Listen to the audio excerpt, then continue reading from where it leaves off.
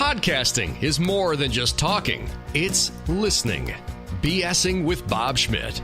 The BS with Bob Schmidt podcast, from social anxious teenager to professional speaker, Marcus Bales is my latest guest. The book is called Speak Confident. I like talking with entrepreneurs. I like talking to people about marketing, and I like to talk to people about business. And Marcus, you kind of hit all three of them on the head with your skill set, haven't you? Yes. So the first kind of step in the book was me telling my story of being a very socially anxious kid.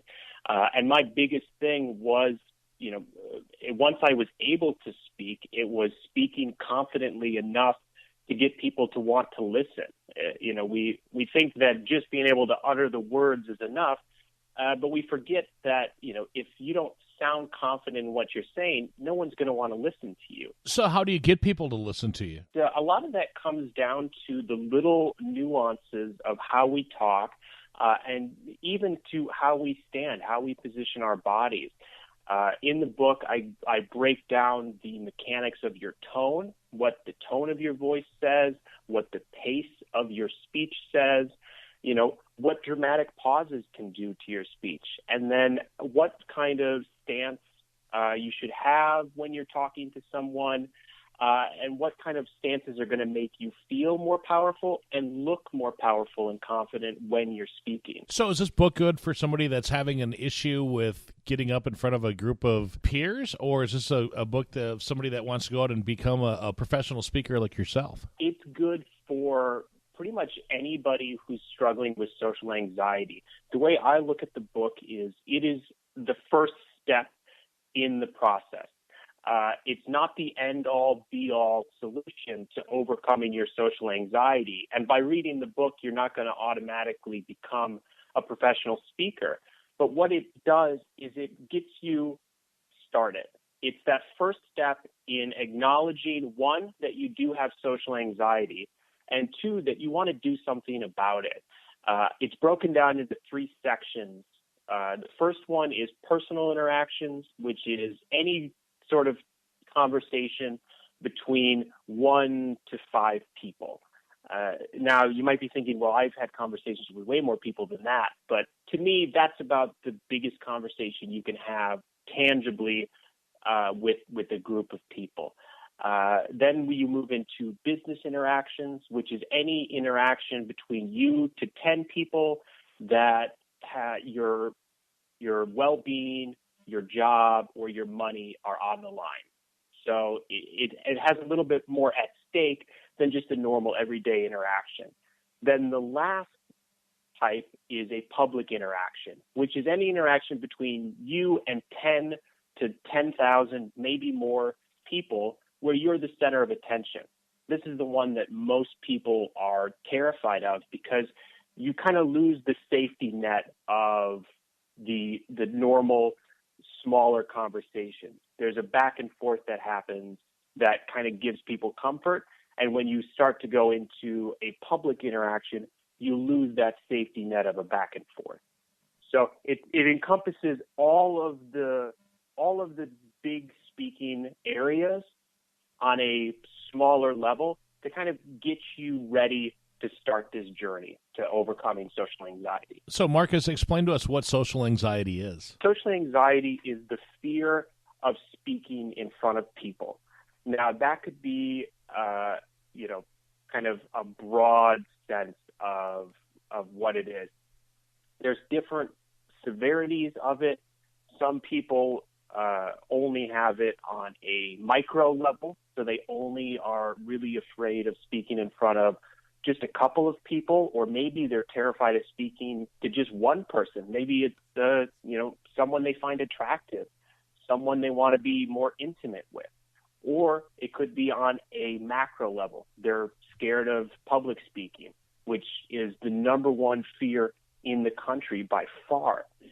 So there's a lot of different nuances when it comes to social anxiety, but the main sort of identifier is the kind of the irrational fear of speaking to other people. You know, it's so funny you talk about that being a big fear. That is one of my biggest fears in the world, is speaking in front of people. I can talk on the radio. I can talk as a podcaster. If you get me in a group of like 3 or 4 people besides my buddies playing cards, drinking beer, and BSing, I hate it.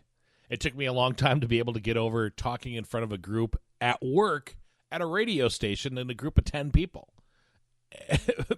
But I mustered through it, and I can now successfully do that without breaking into a sweat. But I still hate it. Yeah, it's definitely the biggest fear by far. And I have my own theories on kind of where it came from. I mean, when I acknowledged that I had social anxiety, that was my start to the journey of wanting to understand it more. I was always kind of, trying to figure things out. I was a very creative kind of kid, always wanting to know how things worked. So I was like, well, if you can figure out how a VCR works, maybe you can figure out how your mind works when it comes to, why I'm afraid of this. There's got to be a reason. And I think the real fear comes down to we're afraid of failure. We're afraid of failing in front of other people. And to us, the worst way you can fail, the worst way you can make a fool of yourself is by opening your mouth. So I think that's where the root stems from, of why so many of us, and I believe actually all of us, to some degree or another, are afraid of speaking in front of other people.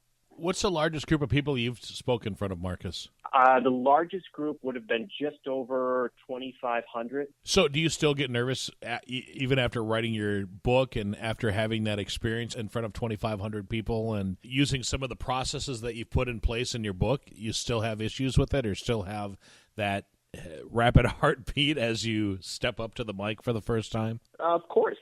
You're never cured. There's no cure for social anxiety, just like there's no cure for depression or many other mental illnesses. There's only ways to lessen the symptoms of them. So I still get nervous to this day speaking in front of people, but it's how you control it. In our brains, in our primitive brains, we always generate the fight or flight response in a nervous situation. But there's nowhere in our brain that says you have to do one or the other. It gives you those two options, and you get to pick. So if you pick to run and hide from the situation, obviously you're going to have a different outcome than if you choose to stay and fight. So I think there's a process, some steps that you can do when you're having these anxious feelings that can help you direct that energy in a creative instead of a destructive path. In my notes, I wrote down the word process just prior to you saying the word process. So let's walk through each of those processes or maybe one or two processes between small, medium, and large groups. So what would be, the simple process for me to have conversation with, you and somebody else? So that's the easy one. When people come to me and they say, hey, I've got social anxiety, I can't speak to, a couple of people. That's the easy one. All you have to do, there's one step. All you have to do is start talking. Once you get past that first initial, it's going to be a little bit bumpy to start. Once you're past that, you're good. When you're in front of just a couple of people and there's going to be a back and forth, you're only nervous to start the conversation. Once you get going, you will get lost in your own conversation, in your own thoughts, and you'll forget about it eventually. And that's typically the best advice that I can give for small interactions. If you're afraid to speak in front of one or two people or to start a conversation with maybe someone you find attractive, usually it's that first step. It's just taking the leap. Once you get the ball rolling, the momentum will probably be there. That makes sense. Okay, now we step it up a couple. Let's say, all right, you've got the engagement with those two people, and pretty soon a couple more people show up, and we've got this medium-sized group. Oh, my goodness. What do I do now, Marcus? Okay, so now you're going to start to feel the real effects of stage fright. You're going to start, having the pupil dilation. You're going to start sweating. Your heart rate's going to increase, and you're going to be put in that fight or flight sense. And the first thing you want to do is acknowledge that you're feeling anxious. And this is, a basic principle of, psychologists is acknowledging the issue, acknowledging that you are anxious.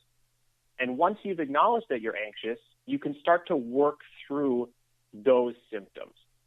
So for me, when I start to get anxious, let's say right before I'm about to speak in front of a crowd, my heart rate starts to increase. I start getting sweaty. I start getting really nervous.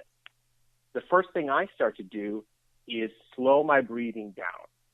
The easiest way is to just think about your biological processes and slow those down. Then you can start to conquer the mental things. Once you've got your heart rate down and you're a little bit more relaxed, you're going to be thinking clearer. You're going to have kind of flushed some of that excess adrenaline from your bloodstream. And then you can start to tell yourself, hey, these people are here for you. They're not here to see you fail. They're not here to laugh at you. These people are here to see you. You know your stuff. You know what you're going to say. You've got this. Start building yourself up. There's nothing wrong with a little self-praise right before you're about to go out and speak. I know myself and a lot of other great speakers do this to some degree or another. It really, it kind of knocks you back into reality, saying, you know this stuff. If no one else was in this room and you were about to speak, you'd be able to nail it. You already know this stuff. So telling yourself that will kind of reset your frame of mind and get you back in the right train of thinking, more positive, more self-praise.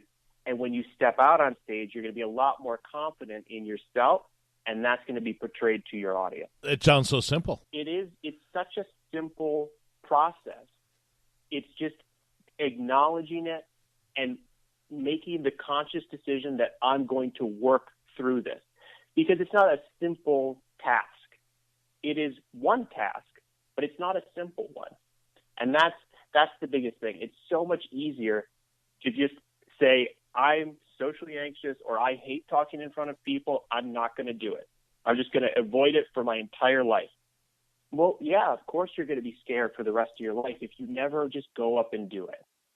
Because once you do, what I realized, and I talk about it in my book, after those first couple of events that I did, I realized that it wasn't that scary anymore. I realized that a lot of the fears that I had of people laughing at me or me botching complete sentences, they didn't happen nearly as much as I thought. And they would happen less and less if I didn't think about them at all. A lot of times, too, I know that I've talked myself out of doing things just because it's like, I don't want to sound stupid. I don't want to have to talk about that. What if I mess up somebody's name? Yada, yada, yada. And pretty soon you're thinking all this stuff, and you're dealing with last names like Johnson and Smith, and anybody can say those, and you're worried about nothing. And people really, honestly, I've noticed for myself when I have to MC things, even though I dislike doing it, that they're really not there to see you. They're there to watch the other stuff that's going on around you, at least as an MC. But as a speaker, like when you're out there doing a speech, that's probably a whole different deal. Yeah.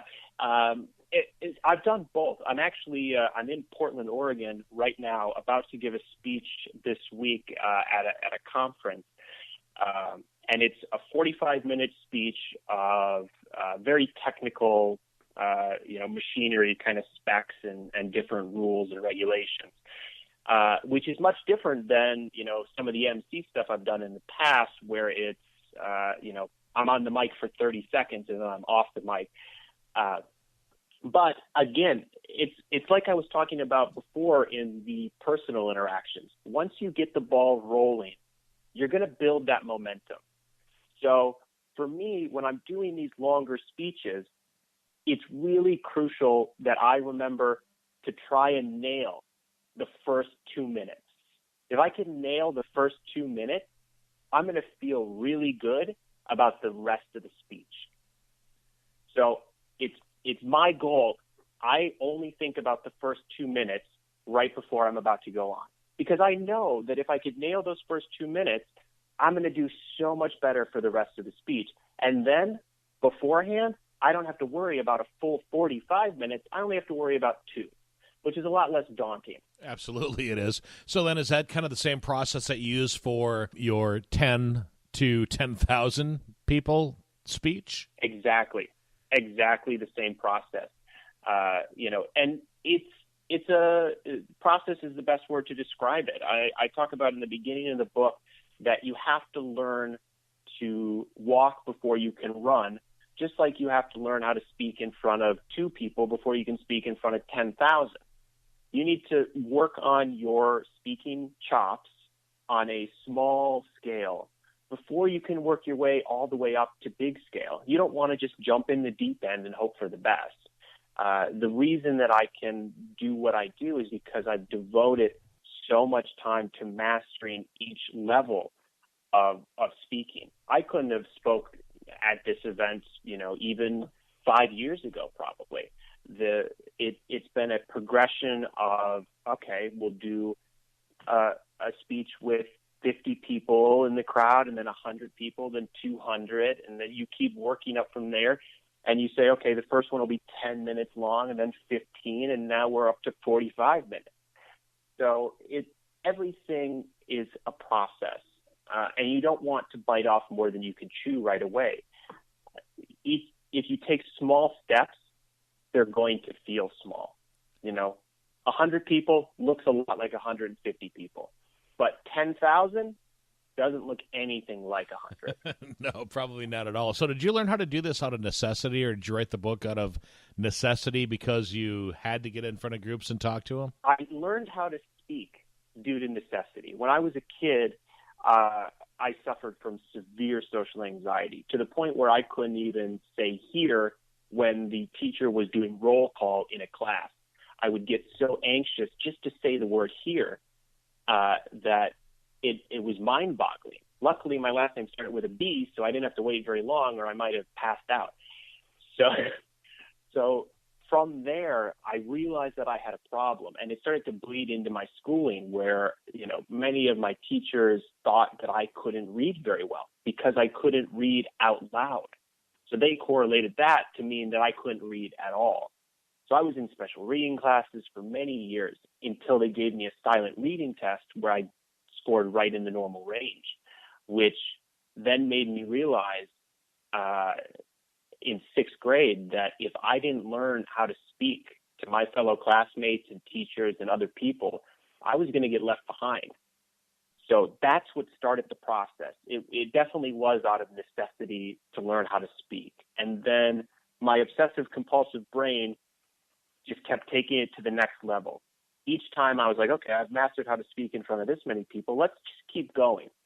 And then eventually it just morphed into what it is now. When you've conquered one thing and you just keep pushing yourself, soon enough you're speaking in front of, 2,500 people. So is it different than sitting down and having an interview with somebody one-on-one like this, or do you consider this just being a conversation that happens to be recorded to play back later as a podcast? The biggest difference between, a conversation like this and a speech, which is usually what most people are afraid of, is that a speech pulls away the safety net. Here, there's a back and forth. If I, get a brain fart and can't think of the next thing, I can just insert a quick question and throw the ball back into your side of the court. When you're giving a speech and you have 20, 30, 40 minutes where everyone's attention's on you, you have no safety net now. If you have a brain fart, if you mess up, it's going to be noticed. Or at least that's what we perceive.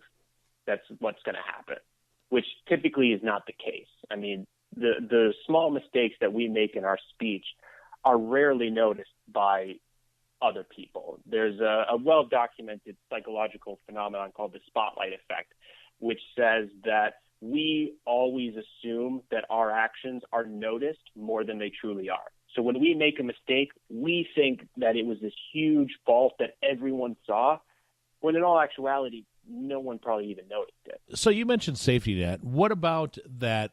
Oh crap! I forgot where I am. What do I do now? Where do I go?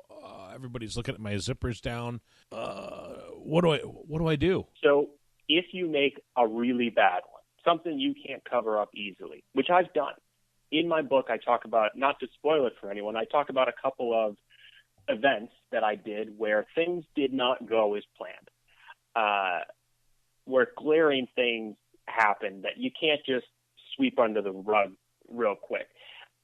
And the best thing to do is remember that your audience is human, you're human, they understand, they get it. You can make light of the situation, acknowledge your mistake, acknowledge that you had a brain fart or that your zipper was down, try to make a joke out of it and move on. And by the time you're a minute into the next section, they'll have already forgotten it happened. Seems a lot easier said than done, because that honestly, it definitely is. That's my biggest fear right there when it comes to talking in public or doing any of that stuff. That's the reason why I shy away from it, because of that. But just put it aside and just go forward and push forward, young soldier. Yeah, I mean, there's when you're out there, the famous quote, "The show must go on." You're going to look a lot worse if you put your tail between your legs and scamper off stage.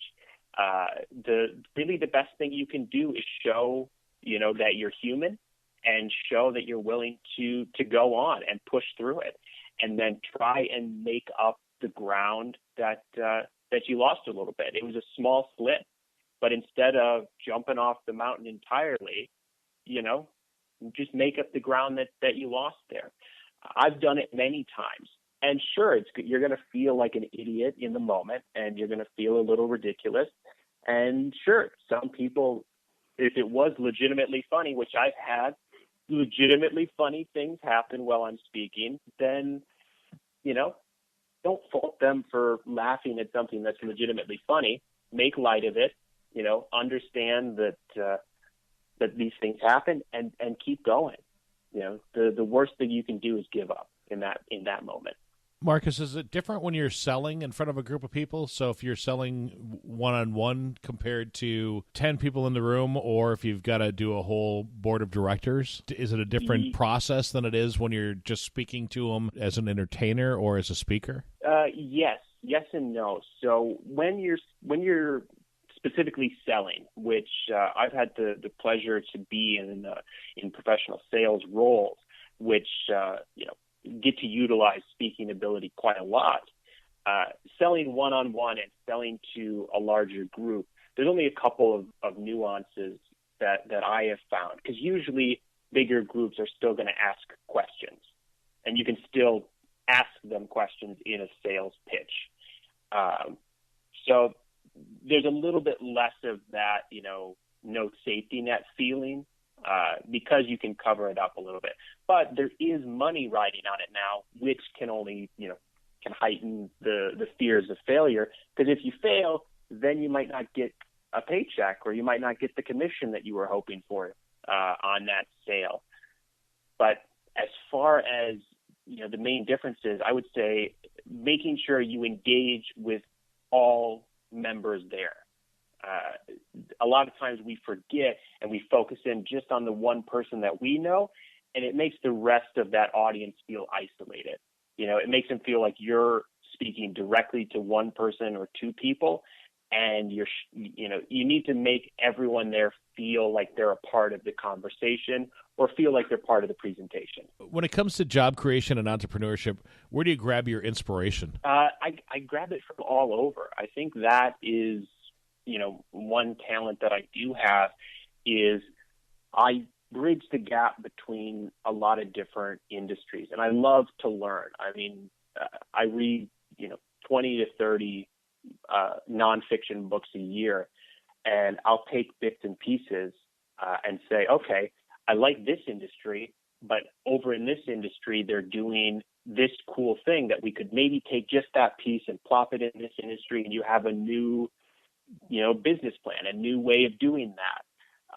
And that's where a lot of my inspiration comes from for a lot of the different business ventures that I've done.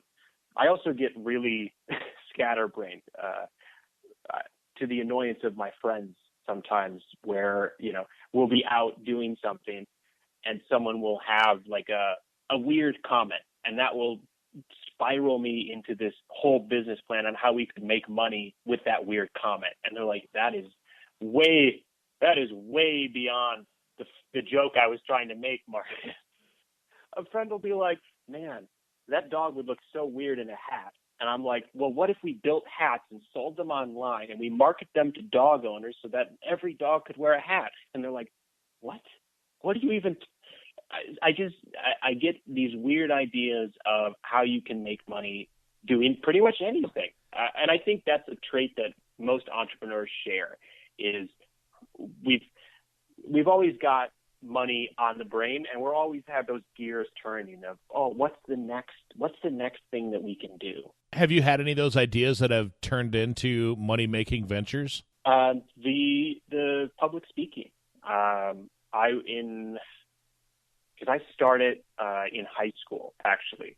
So I always had a love for music, and I started producing music on my laptop, just different beats and stuff. And that turned into DJing. And then the DJing, someone was like, hey, can you DJ my party? I'll give you $50. And a light bulb went off in my head that said, oh my God, I can make money doing this. And that spiraled into, the most successful business that I've ever done, which was the DJ, MC, speaking, and event consulting company. And I did that for many, many years, which was extremely profitable, doing the DJ work, the MC work. When you're doing DJ work, inevitably someone's going to say, hey, can we hire you just to speak? Can we hire you just to be on the mic? And I'm like, sure, if you pay me for it. And that led into so many other things, and then eventually led into this book. So I would say that is probably the most successful.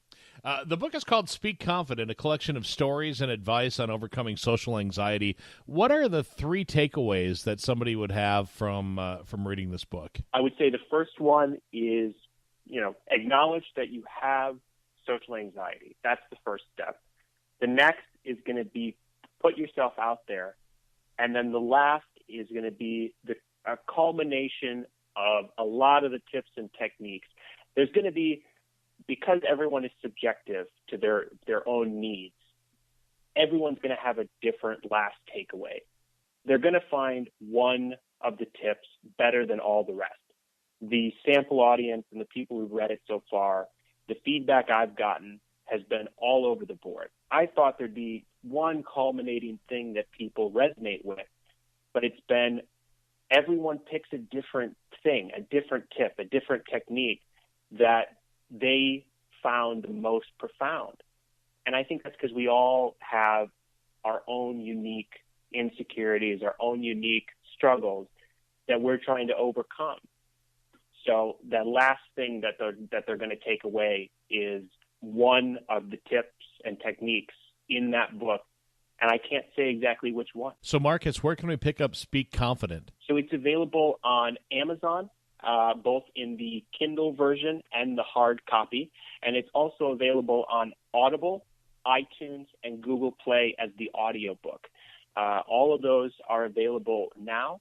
You just go on Amazon.com and search Speak-Confident. And if you want to learn more, you can go to Speak-Confident.com. And if you want to join the community of others just like you trying to overcome social anxiety, you can follow us on Facebook, Twitter, Instagram, and YouTube.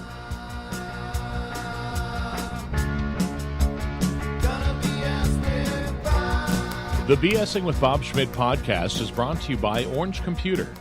Find them online at orangecomputerlax.com. This has been another podcastforhire.com production.